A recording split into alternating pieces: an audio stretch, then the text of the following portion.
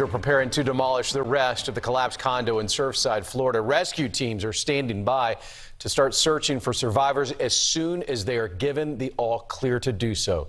Crews originally planned to demo the building tomorrow, but they were able to finish most of the drilling work ahead of schedule. Florida Governor Ron DeSantis and the mayor of Miami-Dade County ordered the demolition in preparation Tropical Storm Elsa. That storm slammed the Caribbean today, killing at least 2 people in the Dominican Republic. Gerard will show us the latest track in just a moment. But first, we begin with Prime anchor Rudabeh Shabazi, who is live for us in Surfside, Florida tonight. Rudabeh, a press conference is set to begin at any moment. What do we know about moving forward with this demolition tonight?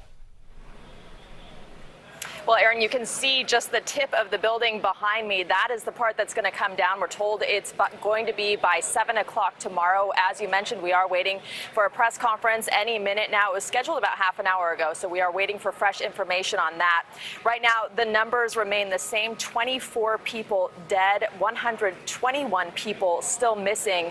As I mentioned, the building could come down at any time ahead of Tropical Storm Elsa. They were rushing to get it down before the storm moves in. A perimeter will be set up around the building, and engineers are on site right now.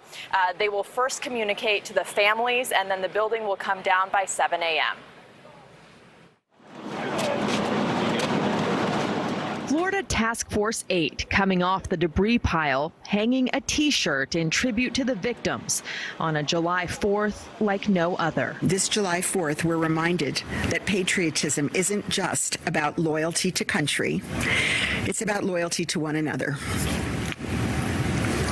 to our communities, to those in need, whose names or stories we may not know ever, but to whom we are connected by compassion and by resilience. The search was suspended yesterday so demolition specialists could start carefully drilling holes to insert explosives into the precarious part of the building still standing.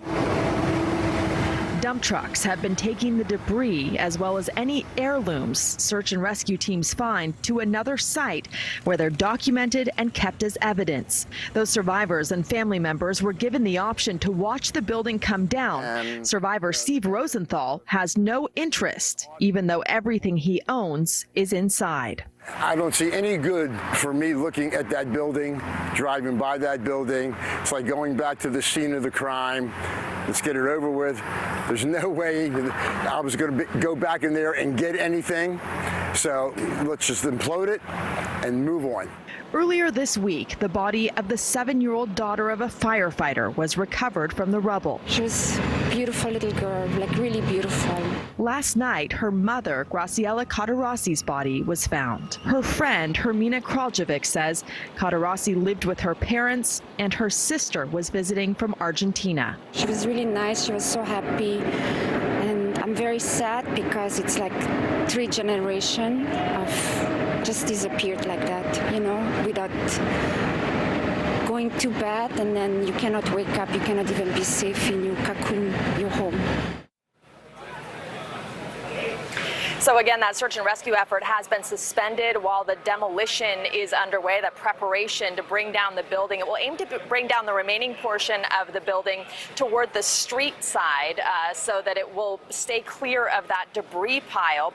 The search and rescue efforts are expected to then resume within 15 minutes to an hour after the implosion, after that building comes down. The remnants will be removed immediately so rescuers can then again have access to parts of the garage area for the first time. Aaron.